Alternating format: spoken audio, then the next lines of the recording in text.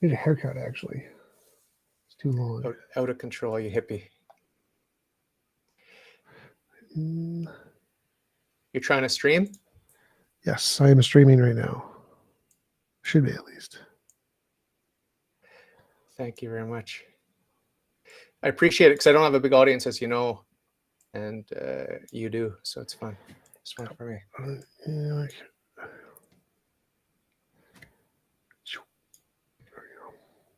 that's close enough. Is there a way to switch the position, like make my face on the left or the right? Or do you have to do that? Do I have control of that? Is there a way to do that? Usually the other one's just like click and drag. I can make you big. Click and drag, click and drag. This is Google Meet. Google Meet. I'll just make you big. No, I don't want that. I want to have both our screens, but I'm like, it's like I'm looking the other direction. Because normally I have. I see. Uh-huh. I wonder if we leave the call and then you join first. No. Too much work. Forget it. Okay. We'll just pretend you can't bear the sight of me. You're looking away just to avert your eyes. Yeah.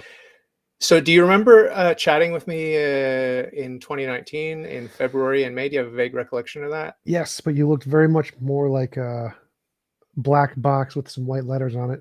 You didn't have a face back then. Oh, okay. Yeah. And I wasn't live streaming back then, but I think I started around that time, and it's fun.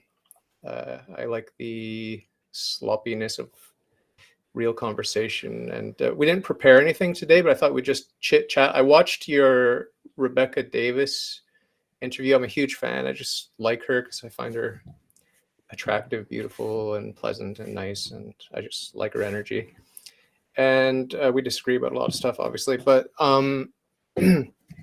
she, in her conversation with you mentioned a couple of things I wouldn't mind touching on if you're comfortable with it. One is, I didn't know you're autistic. Is that a self-diagnosis, or is that an official? No, I was diagnosed in my early 20s, mid-20s, something. How old are you now? Mark Foster, who's like an expert in the field, something. 33. Okay, so like a decade you've been diagnosed? Yeah. Is there any update on your diagnosis? Like, we're gonna find you in a little stream over here, like more well-defined niche within the spectrum, or do you move on the spectrum? Are you fixed on the spectrum? How does that work? I don't think you can. Technically, I don't think that works that way. I think it's pretty permanent. Like high function autism is, for forms of autism, are like lifelong. I don't think they move or change. Okay. I know Asperger's is one that's well known. You don't have that? I think I was diagnosed with that too, but I don't remember. Not the part I remember. Okay. Do you do a lot of follow-ups with these medical professionals, psychologists, or whatever they are? Follow-ups. Like, do you go regularly? No. I used to go back in my mid-20s for a few years when I was doing therapy and stuff for the depression. I haven't gone in a long time. Did it help? Is it something you'd like to do, or no? No. Is it all BS in your opinion? I mean, therapy, I think, is the diagnosis, I guess, is probably correct. So I don't think that is, but therapy as a means to cure depression, I think, is mostly BS. Yeah. As are the pharmaceutical pills. They just came out with some research studies saying, oops, it's not about the serotonin levels. Sorry about that. So a lot of hit and miss stuff. But, I've never been diagnosed with any mental illness, but I'm sure I have plenty. It's a very vague thing to diagnose anyway. But what would you say? And I've been diagnosed by my friends as being on the autism spectrum, just because I'm weird and obsessive and compulsive. Yes, a little bit not very compulsive. The most legitimate strategy for getting diagnosed: ask your friends. But it's sort of trendy now. It's kind of cool to be autistic. Lots of shows about it and stuff like that. And I've always been attracted to autistic people, certain ones, not all of them. I'm sort of afraid of the those with Tourette's. I think that's sort of scary. I don't like Tourette's. But The one where they just say random words occasionally. Like that's not too Fuck, scary. piss, Mm, cocksucker. That's It's what they do. great. It's a great one. I I don't feel like like that it. one was every kid should just have that until age 12. It'd be great. So you mentioned that you're a little bit obsessive. You like to obsess on your one favorite topic. Is there anything else? Like, do you have problems with social cues, like figuring out if someone's being sincere or sarcastic? Do you have problems with that? I used to. I used to have problems. Like I remember there was a story once I was going to college, one of my college classes, and a professor was telling us we were doing like a two truths and a lie. It was a English class or a communications class or something, and uh, I noticed one of the things he said was a lie because if he had the financial resources to do it, he wouldn't be like a professor at like a community college where I was going. And I said that, and he was pissed. A serious burn for that guy. And I wasn't like intending to insult him. I didn't even realize I did insult him. I was just going through a logic tree of okay, so to accomplish this, you need this much money. So he works here. He doesn't earn that much money, so there's no way he possibly afford that. So I was just doing a logic tree because of my autism. I didn't in any way realize or intend I was insulting him. And I used to be like that all the time. So I didn't have any idea about the emotional side of communication. If you see a puppy that's limping and it's obviously starving and thirsty, do you naturally feel sympathy, like you want to give it comfort and food and water, or no? I don't know. You've never been in that situation. No. Have you ever had a tear in your eye for a rom-com or anything like that? Yes. If it like they like remind me of my struggles in life, if I relate to them in some way. Yeah. It's weird. Women, I think women cry more easily, but I wish I could cry more. It's like on my sort of bucket list of things to do is develop a little bit more head-heart connection. Is that something you're interested in? Nope. Yeah. Appreciate your candor. So, did you like Rebecca Davis? Yes, she's nice. I don't like talking to people, so I don't know how to evaluate that Oh, question. oh, I feel bad now. I'm making you talk to me. I do it for a job. I get paid. That's what the viewership is for. Okay. Do you have any favorite guests over the years? Like you've been doing this for years now, right? Darth Dawkins. How do you say his name? Darth Dawkins. Okay. Because he got me the most views on top two most viewed videos. Okay. Any did you have bad chemistry with any of your guests where you're like, I do not want to talk to this person ever again? Darth Dawkins. You serious? Yeah, like we were doing screaming matches for all of them, but Really? got How many episodes did you have him on for? two, I think, and they're my two most viewed videos. What's his worldview? Presuppositionalism, Is he a Christian? debatable. I mean, Okay. he asserts to be. Oh, He's a very angry man. oh, okay. Maybe can you hook me up with him and get him on my podcast? Is that possible? Oh, he's No? on Club. I don't. He hasn't been on Discord in a while. He's on Clubhouse now. I don't go on Clubhouse. So you Okay. better to talk to Tom Rabbit and Clubhouse debates. But he doesn't ever schedule. You have to like just show up in Okay. his room and talk.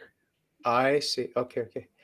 One of my most controversial guests was, well, I've had a couple, but one of them was, now I'm confused which one to tell you about, but I guess Aaron Raw, I really like him. He's very controversial. Do you like him? Yeah, I've had him on. We had an interview. We You agree get on along? too much. Yeah, because he's an atheist, so he only gets angry if you like reject the science stuff, and he calls you a liar for not believing the science, which is very interesting. But yeah, I think I disagree with him on nuclear power, though. We disagreed on that. That's not a big deal. Not a big deal. What about Kent Hovind? You had him on once or twice, or he was on your Like thing? Or? 5 times. We've done like 6 or 7 debates. What's your chemistry like with him? So the first few I was like deliberately very kind because he had a significantly larger channel. Now I'm a little more terse with him. So I mean, for me, I don't really care what like the interaction is like from because I don't enjoy the conversation anyway.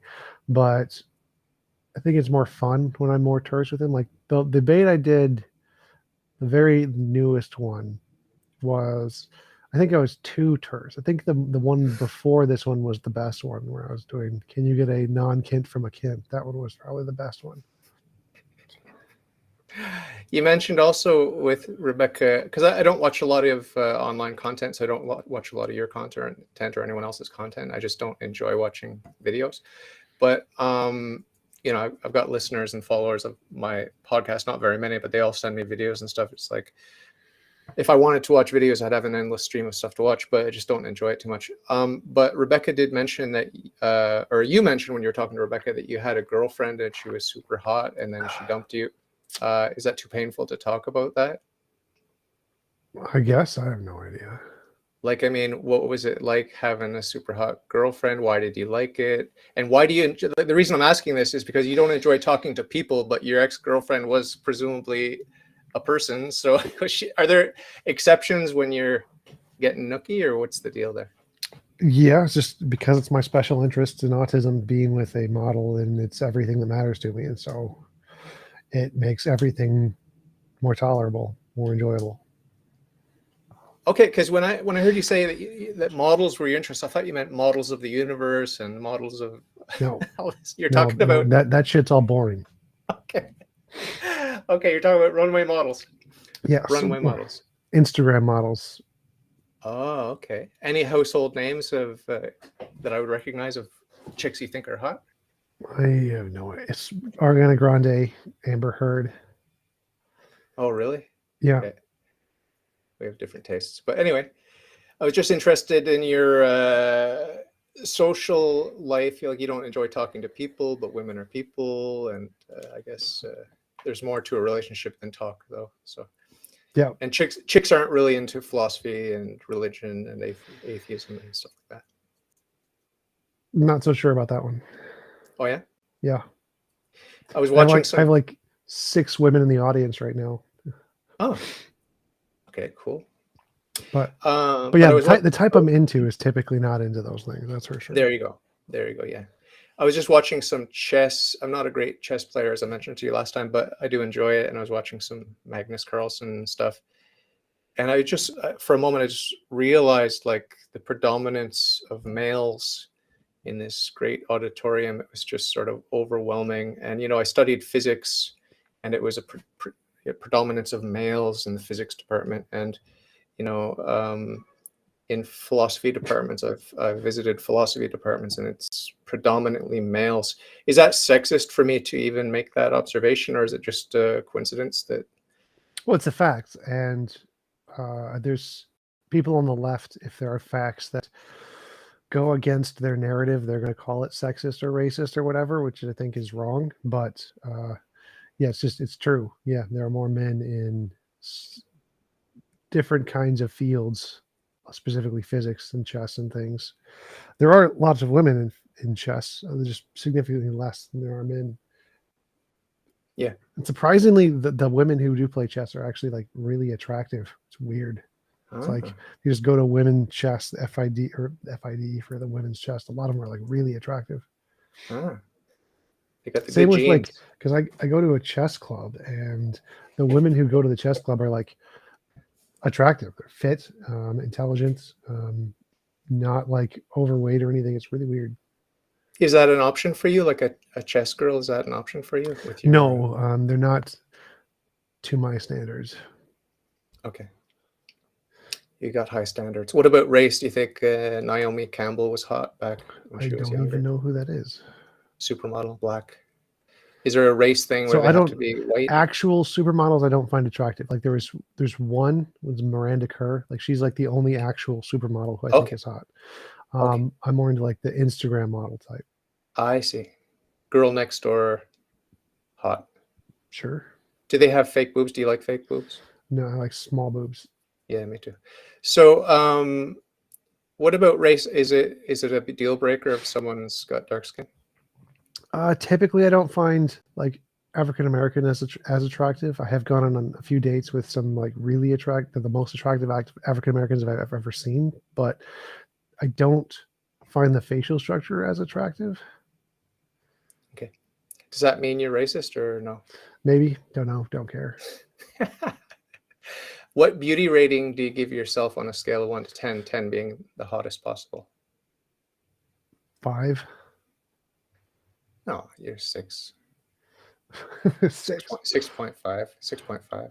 I'll give myself a 6, you're 6.5. But it's a subjective rating. So do you have a best friend in real life? Nope. Oh, you don't want one? I don't like talking to people. Remember? Okay. But you do it for a living. Have you got any techniques for improving your mood when you're grumpy and depressed? Spend time with hot models. Do you have any lined up? I have one friend who is like a wing girl, goes with me to college bars and wing women's for me. She's Okay. attractive. She's pretty close to my type, not exactly, but And do you have to turn girls down because there are a lot of them that want to get with you? uh, no. Okay. I don't know. I don't know how big your channel is and how many e girls, I guess they call them, how many e girls there are. You said there's 6 in your chat now. Mm. So, what did you study at college, university? I went for computer programming, got Oh yeah. bored with that, started auditing classes in like philosophy and stuff. Okay, yeah, I think I remember that. No, yeah. What are you currently reading? What are you excited about in the world of ideas? Nothing. You don't read? Nope. Do you study in other ways, like watching debates online and all that sort of stuff? Used to, but haven't done that for a while. Do you feel a need to be TJump, the online persona? Are you a caricature of yourself? Are you just being yourself naturally, or what?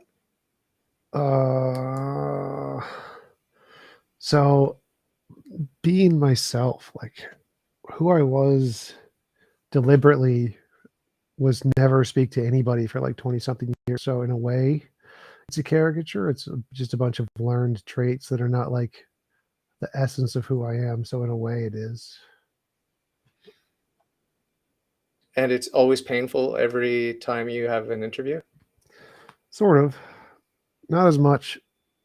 Back when I didn't, before I had a girlfriend, yes, it was painful every time. Now it's mostly just bland. Mm. It's like those video games where you just have to grind through those grindy bits and stuff like that. Do you play a lot of video games? Used to, but not anymore. Now I'm focused on social stuff, trying to go out more. Ah, okay, okay. So you're actively fighting against your inclinations. Yep, and have been for many years, 2 decades almost. Cool. Very cool. So have you learned anything from chatting with theists? Like, has that improved your breadth of knowledge in any way, or do you just view it as a waste of time? Like all of the Christians you've talked to, and I don't know if you've talked to Muslims and Jews, have you? Yep, and Hindus, and Mormons, Okay. flat earthers. So yes, I have learned a decent amount. Like fallibilism was something I learned about from Christian debates from Randall Rouser specifically and Trent Doherty, I think, and that updated my position quite a bit, learning that uh, the position of fallibilism versus infallibilism, and looking up different papers of the consensus views in philosophy and physics. My first debate with Blake Junta, I made an argument that the universe could be the infinite necessary being, and he's like, "Well, do you have any evidence for that?" And I was like, I don't need evidence for that. Like that doesn't. You just make. We're both just making stuff up. You're making up God stuff. I'm making up universe stuff. And then later on, I found like it's actually the consensus in physics that this is the case. This is the most prevalent models. And I found the like foundational attitudes towards quantum mechanics paper that describes these things. And I was like, oh, I wish I had this in the debate so I could throw it in his face and laugh. Like, ha, I was right. Suck it. So you believe that? I don't believe that. I think that all evidence points to the uncaused first cause. We've gone down this road before. We don't need to do it again. But I mean, I think it's just silly to look at natural causes and natural effects and to say it's turtles all the way down. I don't think so. I think the infinite regress is probably actually more plausible because there's no actual like basis in physics for necessary or contingent beings. Those are just made up terms made up by philosophers. So I think that the infinite regress side is the only one that's actually plausible in physics or taken seriously in physics. Yeah, but if there's infinite time behind us, as we said in our previous discussions, if there's infinite time behind us, then everything has repeated an infinite number of times. No. Yeah. No. Yeah. It's like the fact that there's infinite time doesn't mean it's going to repeat. Like if you can Yes, count, you can count infinitely and never hit the same number. We're not a number line. We're not a number line. We are material beings. We're configurations of matter, energy, and space-time. There's a difference. There's a difference between the number line, which is abstract, and no. So it's like if I have two particles and they're moving away from each other, the distance can be represented by a number, and you can have just an infinite universe of just the two particles moving.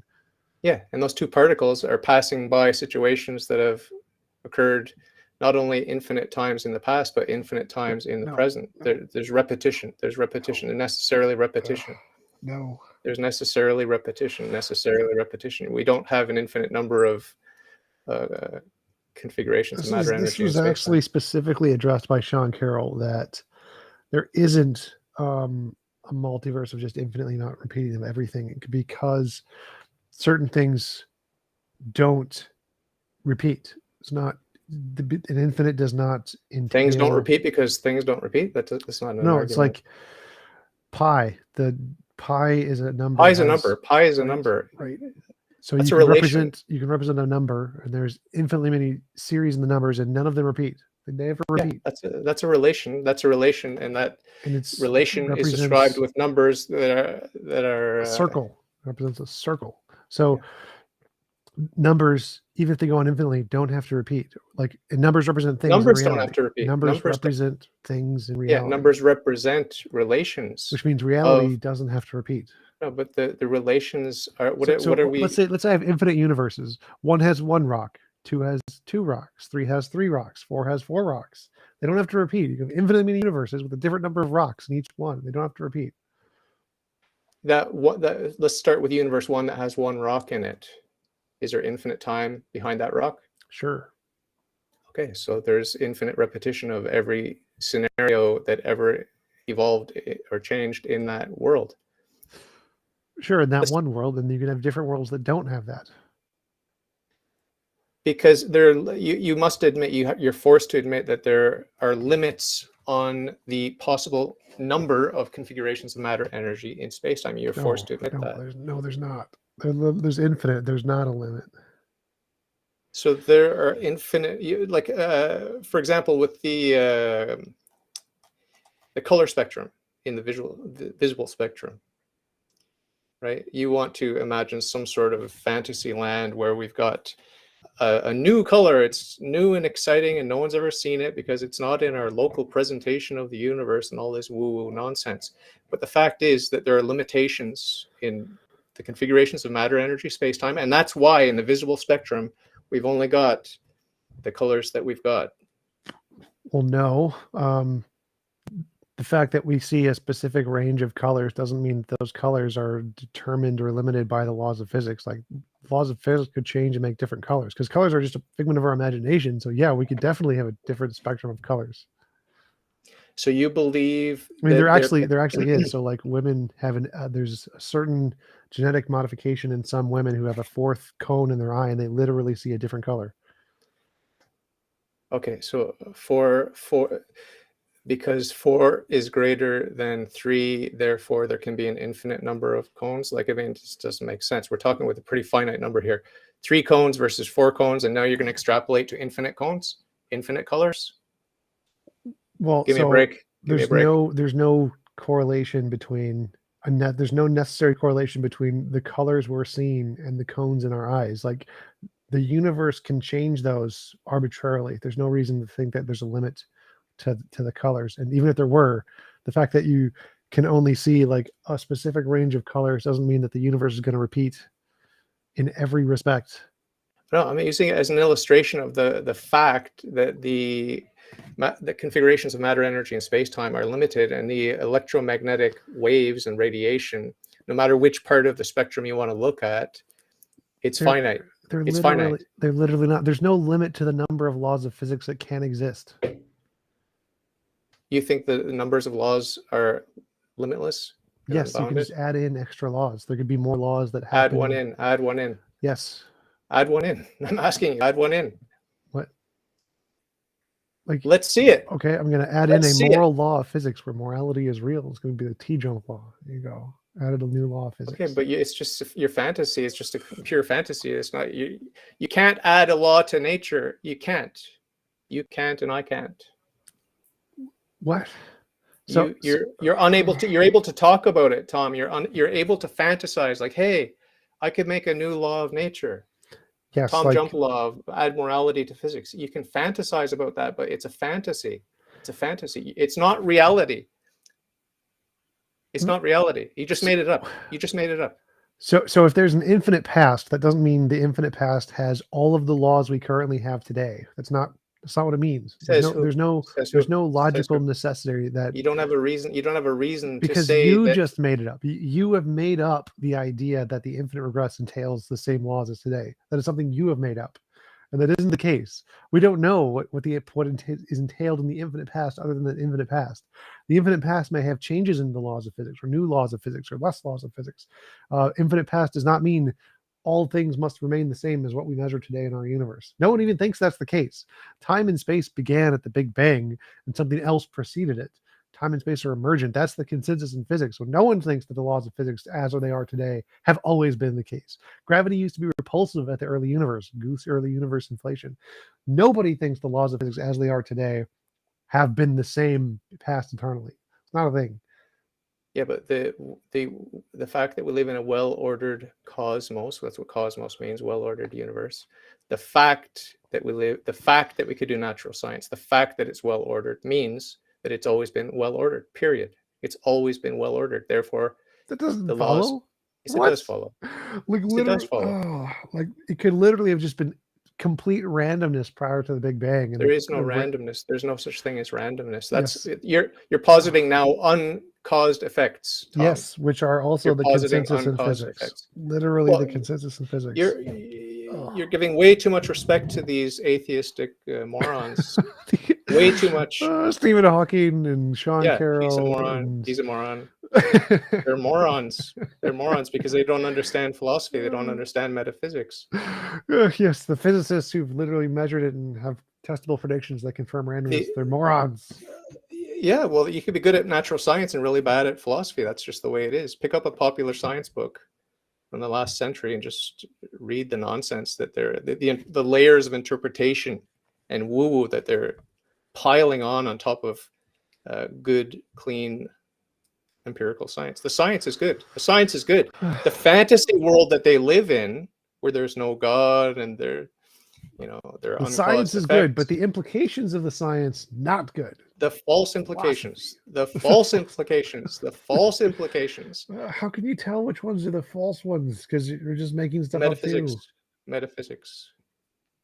What metaphysics is just the description of what the ultimate principles of reality are. Metaphysics is the basis of natural science. So you can't have natural science without making the axiomatic metaphysical assumptions upon which the natural sciences are built. The principle of sufficient reason, the principle of proportionate causality, the principle of causality.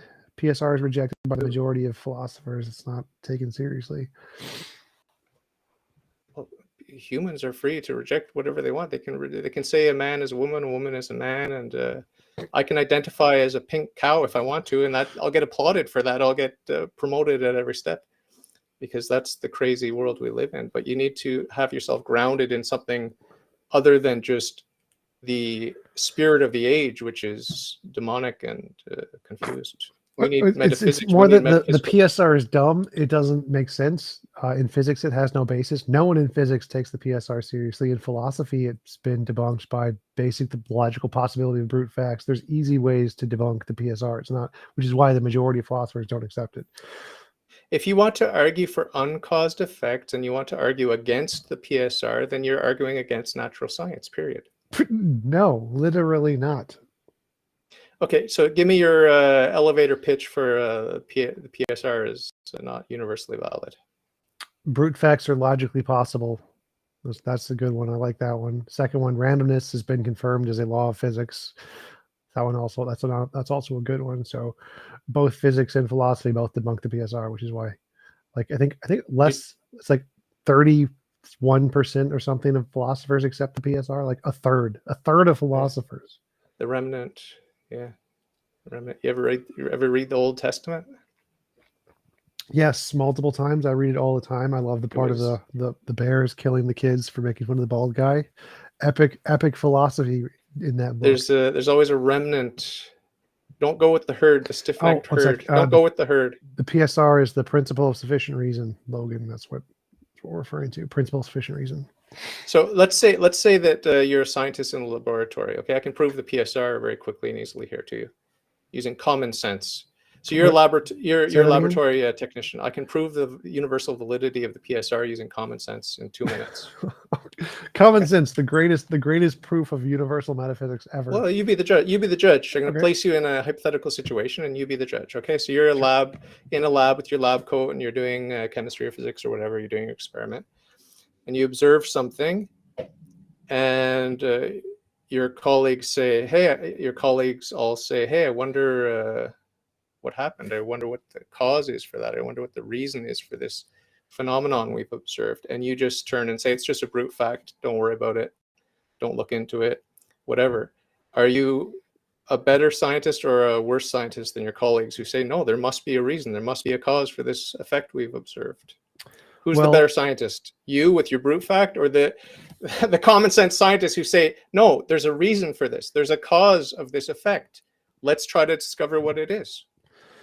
Well, I would be the better one because we've actually tested for randomness and demonstrated that randomness is a thing. So there's actual tests we can do to show, is this caused by some predetermined, undetermined force, or is it caused by randomness? This is the hidden variable hypothesis. So what the experiment you're talking about has literally been done, where we're trying to determine, is this effect in quantum mechanics caused by a hidden variable, or is it caused by randomness? And everybody in physics accepts hidden variable is false. It's randomness. Because we've literally done experiments that can demonstrate that. How would an experiment determine that something is uncaused? Complicated physics stuff. So you're saying it's better to just say it's a brute fact and to not look into the reason, the sufficient reason? No. So brute fact is the philosophy side. The physics side is pure randomness. So randomness is the consensus in physics. So you think it's better to say, "Oh, it's just random. Don't look into the reason for it"? Well, no, they are looking into the reason. They're saying, is there a hidden variable? And the consensus is no. And how surprised will you be if in the future the scientists say, "Oops, oh wow, look how smart we are today, because we figured out that 10, 20 years ago, this randomness nonsense was a bunch of malarkey, because hey, we didn't realize there's this other subtle thing and this other mechanism, and hey, this is great news. Let's pat ourselves on the back again." Right? How surprised will you be when that's the scene? And that would be like saying, "Oh, look, in 10 years, there's no gravity. Gravity is fake. It's complete fake. Just didn't discover it. Nope, wrong." So there's no way possible. You're saying there's no way possible. Like, we could be in the Matrix, so anything's possible. But the consensus of the experts in physics through the experimentation is that gravity is real, and the same thing applies to hidden variable is wrong. So hidden variable is wrong, just like ether is wrong, just like geocentrism is wrong. So it's unlikely that the thing that has been proven wrong is going to suddenly become proven correctly again. You should prepare yourself to be surprised, because that's the history of the natural sciences, where people say, "Oops, made a mistake. We understand better now because we have more subtle and refined tools to examine the Right. inner workings of these mechanisms. Wake up, read the history of natural sciences. It's always the case. We're always Well, no, evolving, I and we're think you're always getting more confusing. subtle. I think you're confusing the fact that the current hypothesis was debunked with a more accurate hypothesis, but it's never been the case that a thing that has been proven false was proven not false. That's so like when we prove geocentrism false, it's never been the case that oh, it's actually the center of the universe. Like nope, that's not the case. It's never been the case that when we prove the aether wrong, oh, it came back. The aether came back and was actually right in the end. No, when we prove a scientific theory wrong, it's always been wrong as far as I know. It's never been corrected to be correct. We always just have to find a new, more accurate theory. So, like every hypothesis humans have, they posit the hypothesis and make predictions of what they expect in the hypothesis. And once it's proven wrong, it doesn't later come back and be like, "Oh, it was actually right." That's not the case.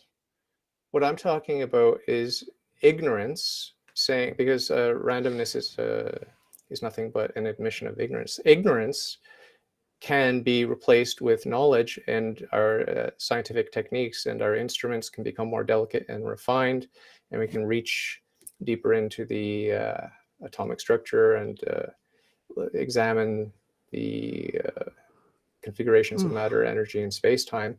And so where we before claimed ignorance, we no longer claim ignorance. That's the march of time in the natural sciences that I'm talking about. I'm not talking about some boneheaded theory or hypothesis that was overturned and never considered ever again. You can bring Well, I up a think million examples of that. You can bring up all the examples of that you want. That's a red herring. What I'm talking about is where someone is ignorant, unable to probe the depths of this X, Y, or Z. And then with the growth of technology and resourcefulness and reason, we can probe eventually right. deeper and deeper and deeper. I That's what I'm talking about. I think what you're talking about is referred to as the hidden variable hypothesis. So it's a specific hypothesis that's been tested and proven wrong. In which case, even though you don't realize it, you are referring to one of those boneheaded hypotheses that's been tested and proven false. I have So, no allegiance to that. I have no allegiance to that model because the thing about these scientific models is they're wonderful to the extent that they're practical and that they work. And we, they're just provisional. We use them tentatively, knowing that we're going to improve on these models, right? You admit to that much, right? yes, we improve on the positive side of the models where they make improvements, but the parts that have been proven false remain false. No, but the ignorance that we've had in the past, that we've been in darkness, we've been able to shed light, and that's always the case. And it's the case also with the small scale, with the So yeah, quantum realm. you just need to Google hidden variable hypothesis because I think that's I'm literally not. what whether you I'm intend it not. or not. I know that you're not like literally familiar with the hidden variable or hypothesis, but I think that's what you're advocating for, and that's the debate that was had. Is this randomness truly random, or is it a hidden variable that's caused by some other thing we just don't know about yet? And then there are tests that have been done that have concluded on that one. So, Yeah. but just encourage you to research more on why the hidden variable is rejected by literally everyone in physics. Yeah. I have very low confidence in the interpretation that's offered up by the majority of physicists today. Sorry. I'm sure. Stephen Hawking's, that was just like this absurd. The claims, the bold philosophical metaphysical claims that he was making, he had no right to make them, and he was completely out of his depth. Stick to what you're good at, buddy. Stick to what you're good at. Right? I think physics is a closer field to metaphysics than anything else we have. Yeah. It is the only thing that has any say over metaphysics. Everything else that's why it's so shameful for a physicist to go out on a limb with a harebrained metaphysics that is so absurd, and to publish these books, and they sell like wildfire, and people gobble it up, and atheists love it because it reinforces their so worldview. I'm saying if one field is closer to metaphysics than anything else, the people writing in that field are more likely to be right about metaphysics than anybody else. Well, there are metaphysicians, there are philosophers, they're cranks, theologians, crackpots. They have no idea what they're talking about. They have no basis in reality. Let me ask you, because I've met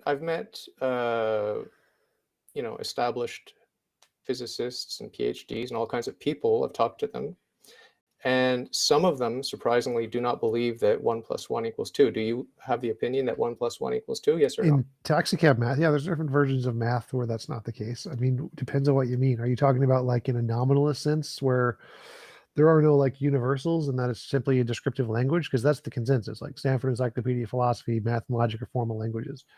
I'm talking you go to the cashier and you give a 20 and you get back change for a 5. Are you upset, or do you just think, oh, this is the deeper level of mathematics? No, I'm talking common sense arithmetic, like primary school, kindergarten, 1 + 1 = 2. Do you buy that? Yes or no? Is it objectively and eternally true? Because I met physicists who say Well, it's not. so there's two different things there. One is it objectively and eternally true? Yep. Which that part is rejected by nominalists. The second part is it true contextually in our universe? Yes, obviously 1 + 1 = 2, but it's a language made up by humans. It's not like a thing that exists objectively independent of No, reality. no. Pi is not a fantasy. Pi is a reality of a relation that's inherent in the circle. And 1 + 1 = 2 is a relation that's eternally and absolutely and objectively and No. immutably true. No. Period. No. So it's a figment of human imagination that we made Are up you to a describe reality. nominalist? Yes. Are you a nominalist? Yes. You think so? You think pi is a figment of your imagination? 3.14159, whatever. Yes, the numbers is a description of a relation. The relation is real. It's a feature of reality. The number isn't. Numbers are not real. They're language, like words in English. So we could map 1 to 1. I remember you talked about this one of the first times we talked, and you said, "Oh, it's just arbitrary." We could say instead of 1, 2, 3, 4, 5, and counting that way, we could say 1, 6, 19, 38, 106, or whatever. And what you're basically doing is just mapping on some strange number system onto the chronological or linear progression. So we can do the same thing with pi. So pi ends up being 19.621 Well, no, in I some think order, so. right? So but it's still the same relation. Well, no. So let's say we keep the numbers in the same order relation. So 1, 2, 3, 4, 5, and I just start saying that the actual order is 1, 7, 15, 32, 5. And so I'm not rechanging the names. I'm just literally just saying them in the wrong order. Okay, the order. You're rearranging the order. So one order corresponds to reality, and one order does not correspond to reality. But neither of the orders exist.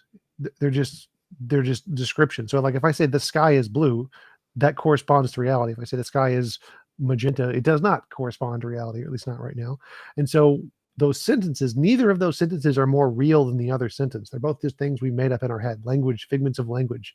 But the fact of reality is a thing there. That's true. But even the wavelength of that certain color of blue, you would say that the numbers we attribute to that wavelength are Nope, arbitrary? you got to go back to the words. So numbers are words made up by humans. So like if I say the sky is blue and I say the sky is a potato, one of those is true, one of those is false, but neither of those sentences is more real than the other. They are both equally not real sentences. The numbers are the same. So if I said 1 + 1 = 2, and I said 1 + 1 = 7, one of those corresponds to reality, one of those doesn't, but neither of those sentences are more real than the other. Yeah, it's like I often say, there's no such thing as a lie because my lips are never violating the laws of physics as they prattle on. Is that what you mean? Well, no, I mean, so like the numbers, all numbers are just like English words. They're things we've made up. They describe reality, and there are facts of reality. That's true. And some of our language number thingies, like 1 + 1 = 2, corresponds to reality, and some of our number thingies don't correspond to reality. 1 + 1 = 7.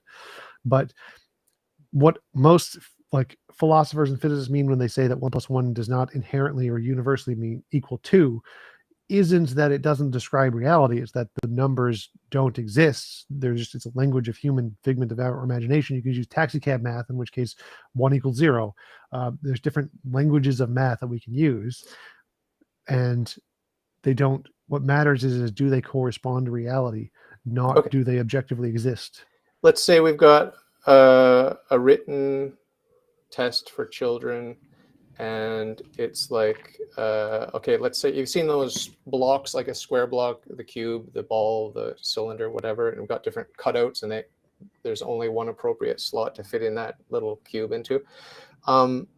So let's say you give this to a child, and he puts all the right blocks in all the right slots that fit geometrically. And that's the purpose of this cognitive test for these young children. Okay. There's no language. This child can't even speak yet. Is there something akin to your fantasy of language that you can map onto that? No, those are physical relations, so there's no language there. So the objection to 1 + 1 = 2 is that it's a feature of language. Okay, so the child putting the blocks in the right hole, that would get more, that has more, a more direct connection with the reality of relations than someone saying 1 + 1 = 2 in language. So even if there's like one bunny with a plus sign, a second bunny, and then an equal sign, and then there are a variety of clusters of bunnies that the child can point to. If the child points to the pair of bunnies, so 1 + 1 + 1 = 2, because he pointed to the 2 as the answer to the question. He didn't use language. Is this closer to reality than so plus and the equals are language? Those are figments of, those are literally just the symbols on the chalkboard. Yeah, those are language.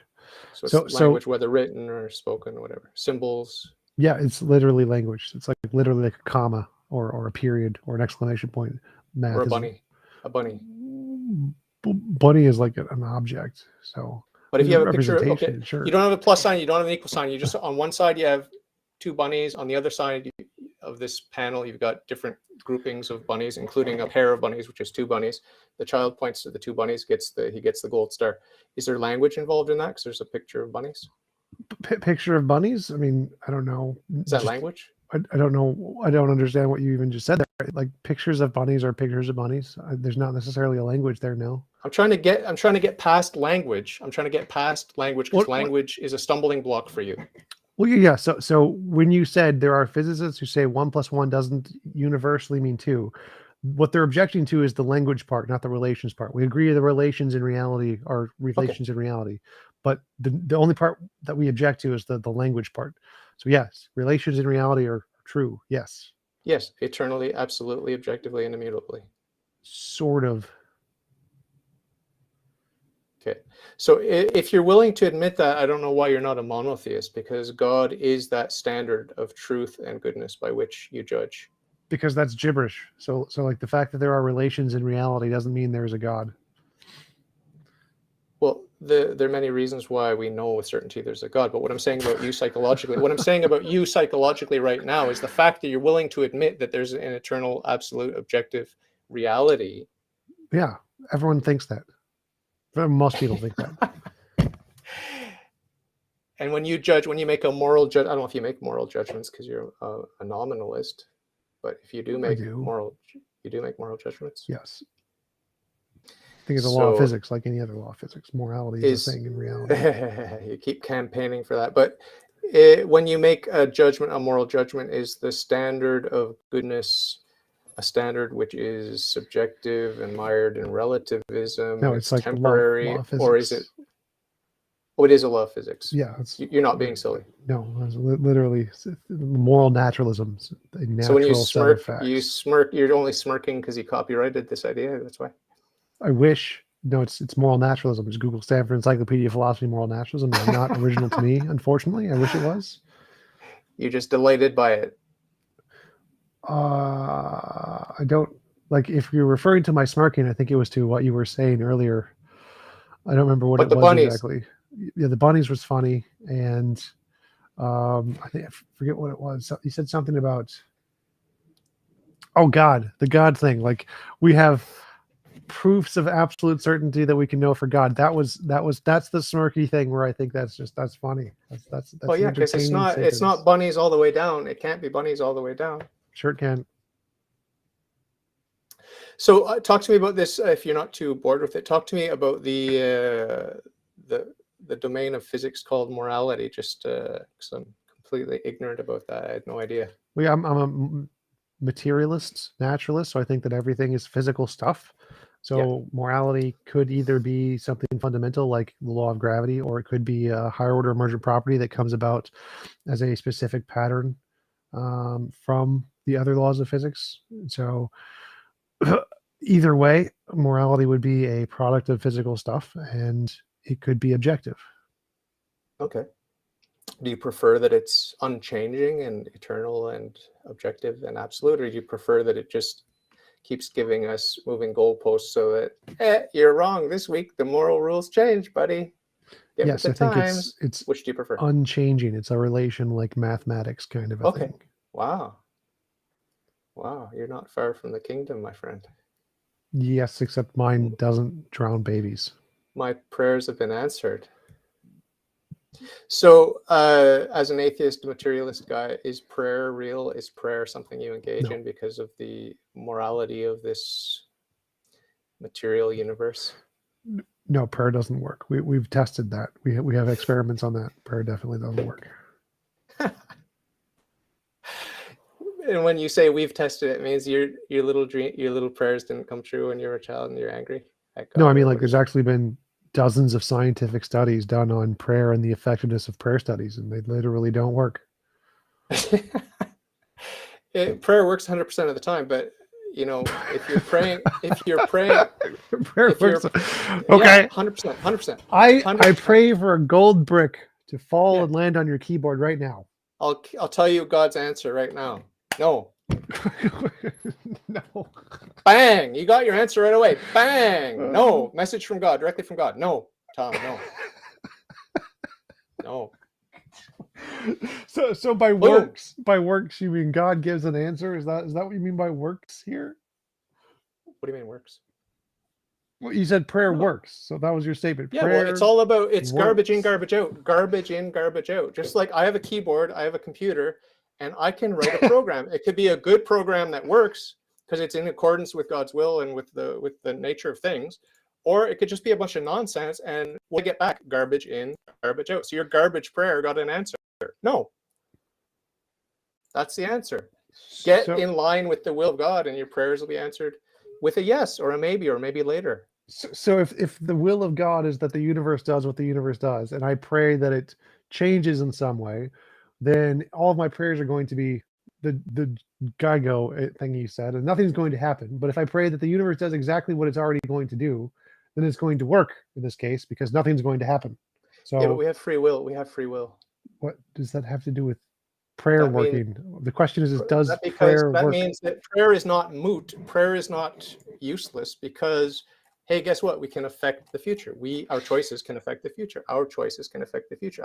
I can't believe I have to explain this to you, but we have free will. What does that and have our to do with choices prayer affect working? the future. That's why prayer works. Because we are cooperating with God's creation. We are part of God's creation. We have free will, and we can affect the future. Our choices affect the future. It makes no sense. Okay, so prayer is when I ask God for something, right? It's like I pray to God, right? That's one form of prayer. You know, you should if your prayers aren't working, if you're not getting good results from your prayers, it's probably because you're starting with these petitions. You should start with thanksgiving. I love you. Thank you. Sorry for my sins. You can and beg then in any way you want. and then hey, can you do me a favor? Can you put the golden retriever on David's keyboard, please? That's great. That's great. But so a prayer can't be a result of free will, because if free will does prayer, then you don't need to pray. You just do it yourself. So God doesn't need our prayers. God doesn't need our prayers, but we need our prayers. Not following the arguments. The argument is for prayer to work. What it means is that you have to ask God for something and he has to do something in return. If it's just you doing it, then you don't need to ask God. The first step 1's done. You just do it yourself. So there's no prayer in I did it myself. So prayer is literally you ask God for something, he does something differently. For it to work, those two things are kind of important. So if I don't ask for God or I don't ask help for God and he just does it, that's not prayer. If I do ask for God and he doesn't do anything, well, then the prayer didn't do anything. So for the prayer to work, I have to pray, ask for God for something. He has to acknowledge this and then do something in return. Those are the two features required for prayer to work. Free will has nothing to do with any of that. Sure it does.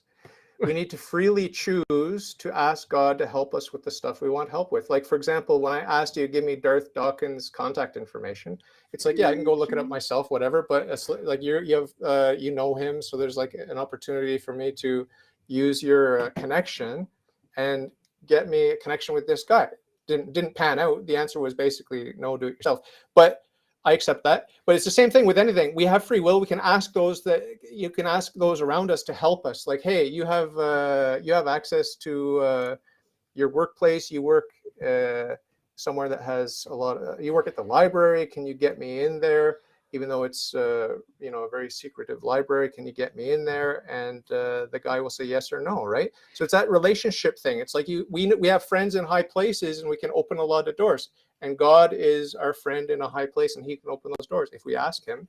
And if we are in his good graces, he can help us, and he wants to help us. And that's what prayer is. And it's intimately connected with our free will. We have to freely ask him to help us and to give us the strength to do what we want to accomplish. Like if you have any problems, like for example, with your social life or whatever, you can ask God, like, hey, give me the strength, give me the wisdom to improve my, whatever it is with my autism or whatever, like we were discussing earlier. Like you can do that and you'll see the results. You will see the results for sure, for sure, for sure.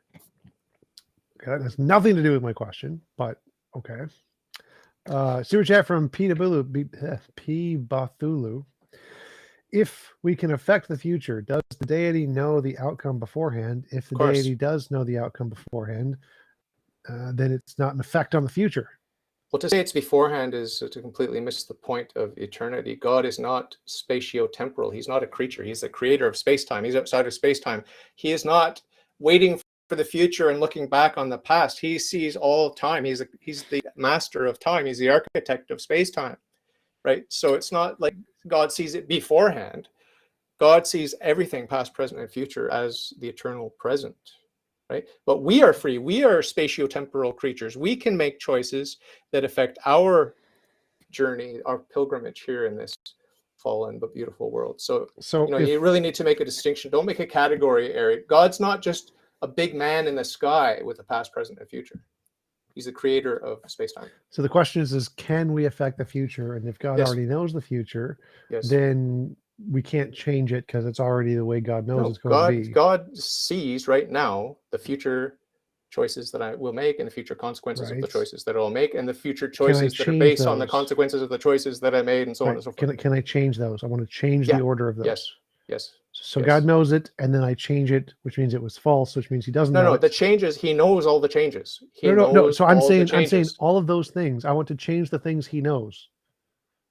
So he knows that I'm going to do all of this stuff, some patterned line or whatever. I want to say, I want to change that. Can I change that? No, you cannot change that. No. So I can't change the future. You can change the future because what that is. No. But listen.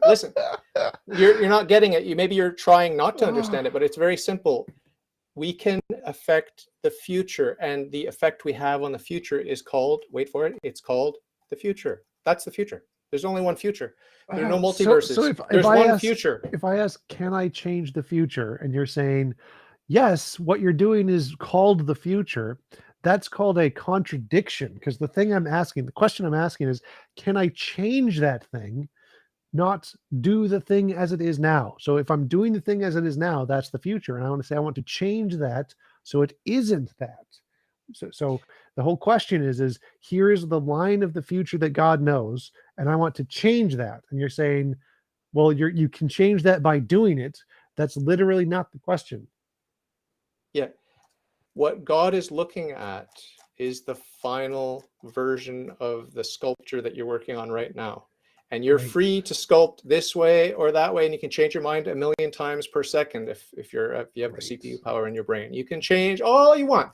What God's looking at is the final product. What you're in the middle of is an ongoing work, and there's a process and this and that, the other thing, and you can go this way or that way. In the moment, because you're a spatio-temporal creature with free will, you can make these decisions, and God knows that you have freedom. He gave you your freedom, and he knows ultimately what final product will be. You're on a journey of discovery. God's not on a journey of discovery. God knows that you're bound for heaven or hell. He knows that, and he knows which one it is. You don't know. I don't know. And it would be wrong for me to condemn you to hell. I hope you're going to make it to heaven by making better and better choices in this work in progress that we call life here below. So yeah, it seems perplexing, but we are finite creatures, spatio-temporal creatures. Not at all perplexing. It's just a very simple question. God knows the future. I want to change that future that God knows. Can I change? You can't change that. No, you can't change that. That was the first part of the question. You can't change that. That was the point of the question. Very easy. Not perplexing. Very easy. Second question. But what is that? Hold on. It's very important to emphasize. What is that future? What is that future that you're in the middle of creating? because you can decide right now. You can decide right now. Do you see it? Do you understand? You can decide right now which way you go. You have the freedom to decide which way you go. And So, yes, God already knows which way you will have chosen. do you know what determined means? Yeah. So, can I change the predetermined outcome It's that not God predetermined. knows? It's not predetermined. It's not predetermined. It's So, not predetermined. so When if you remember the past, you go don't back- determine the past. You're just go back. observing it. go back. So there's this outcome God knows. He knows the outcome of what it's going to be like. Yep. So it's determined. No, it's not determined. It's not determined. It's not determined. If it's not determined, It's known.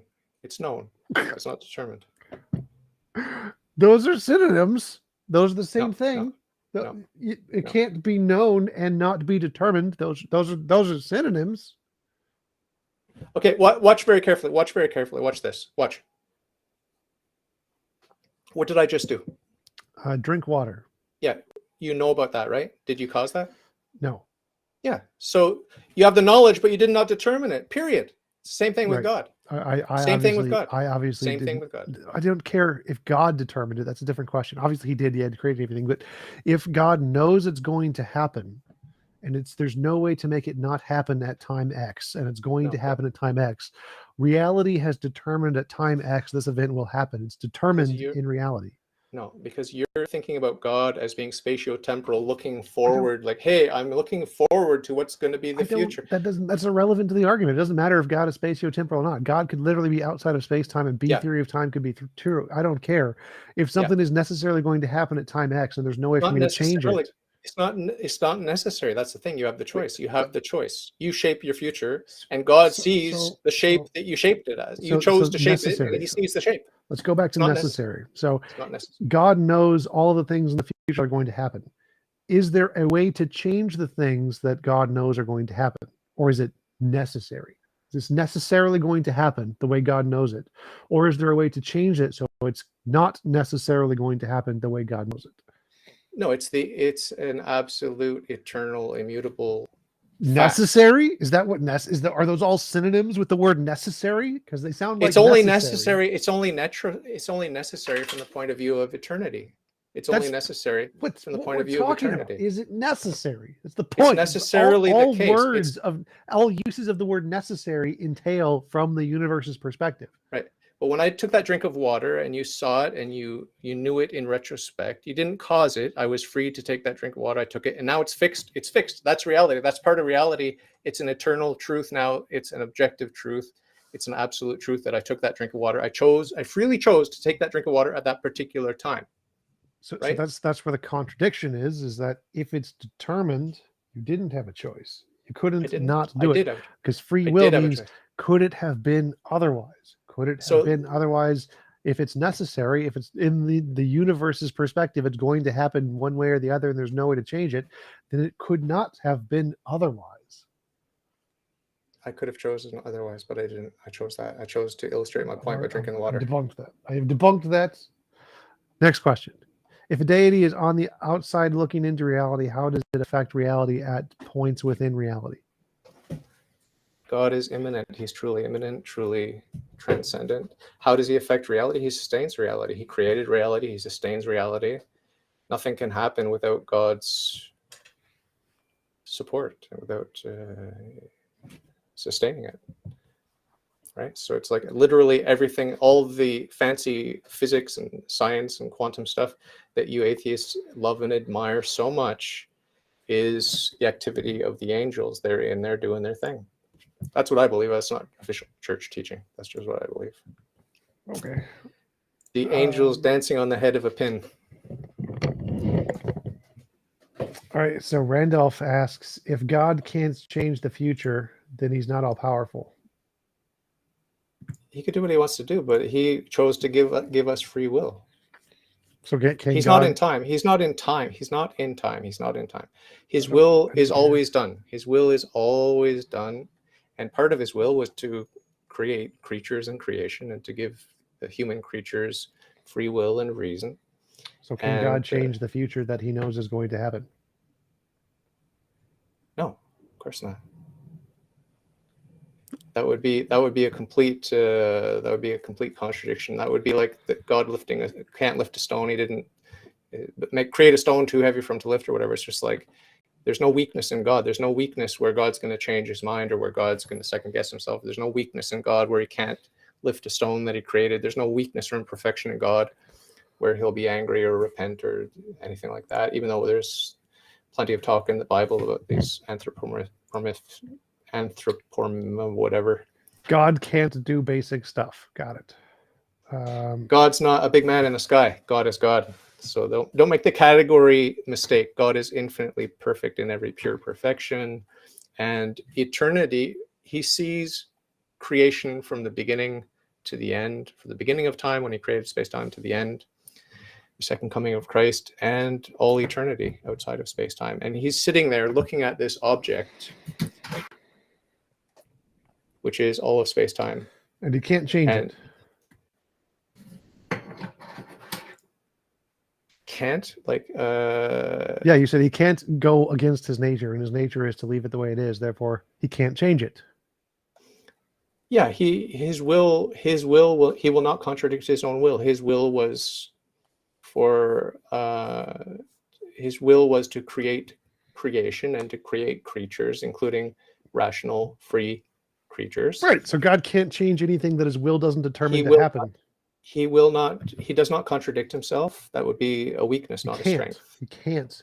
He can't be weak. He can't be weak. He can't contradict himself. He can't be flaky. He can't be like, oh, I made a mistake. His nature determines the things he's going to do, and he can't go against that. You know what that's called in neurology? It's called a brain. There are two dogmas. One of the dogmas is there are more than two dogmas, but the two relevant dogmas here are that ad intra God acts of necessity, ad extra God acts freely. So within the Trinity, within the life of the Trinity, God loves himself of necessity. He wills, his intellect and his will in all of his internal life. That's all of necessity. And what he does ad extra with creation and these sorts of things. That's done with free will. So these are things to ponder as you try to plumb the depths of the mystery of the uncaused first cause. There's a lot to chew on there.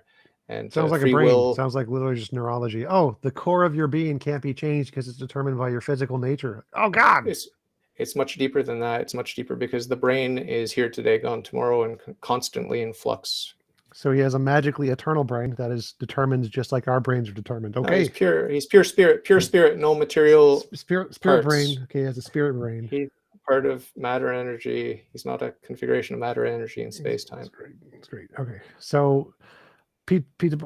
Bothulu asks, it can't be known and unknown. It can't be determined and undetermined.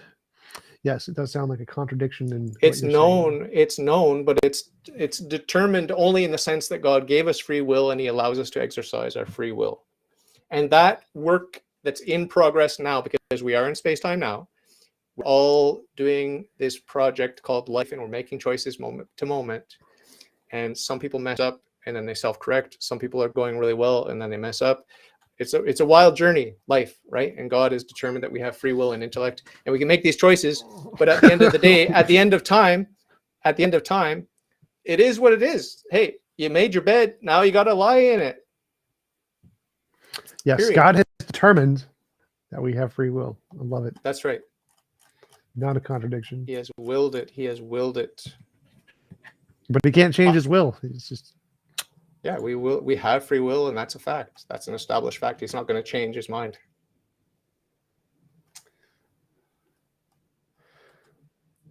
Got any other questions? Anything else interesting? Are you talking to me or your? Yeah, you. No, I think we're good. It's 1:00. I'll probably go eat my lunch now. But appreciate the chit chat. You seem to perk up a little bit once we started talking about God. It seems like you like that. Yes, it's much more entertaining when there are like concrete contradictions in what you're saying. It makes it much more entertaining. You got how many gotchas did you get on me? 37. Oh, that maps onto my 0, my worldview. So really nice talking to you. I really appreciate it, and give my love to Jeff, your assistant there. He's a really cool guy. Shout out to you, Jeff. Thanks for Yep. hooking me Shout up. out to Jeff. Jeff is awesome. And hopefully we'll talk again soon. Thanks so much for taking the time, Tom. Yep. I really appreciate it. Thanks for chatting. Really appreciate it. And I'll talk to you later. Have a nice day. Have a good one. Have a nice day.